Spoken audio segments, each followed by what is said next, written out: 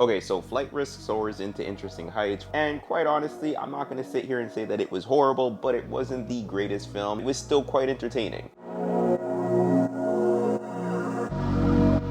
So the premise of this film is a US Marshal arresting an accountant who's going to testify against a mobster, and during the transport to the courthouse, it turns out that the pilot is compromised, and this ends up being a survival game of wits. I like films of this nature for two reasons. Number one, having a small cast, and number two, very limited environmental changes. The audience only needs to focus on very limited things as opposed to thinking of this person's going through this and this change is happening here and all that. Everything is just confined. Everybody's just feeding off of each other, and sometimes it doesn't work, but I feel like in the case of Flight Risk, it does work because of the nature of the film. The script is very sarcastic. It's nothing special, but honestly, I love the delivery of it. Topher Grace and Mark Wahlberg's energies bouncing off of each other with their sarcastic quirks really worked and was really entertaining. But like I said, this wasn't a great film. I think that it was a little too silly at times, and it's just one of those films that if you're looking for something to distract you, to kind of just remove yourself from the outside world, or just something to have a good time, I feel like you would enjoy this. But if you are looking for something with a lot of action, this is not for you because it doesn't really have those elements. Also, the CGI was a little iffy for me, but at the end of the day, I think that just comes with this type of film. Again, I wasn't expecting anything out of the ordinary, so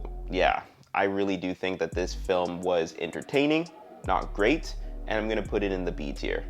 That's about it.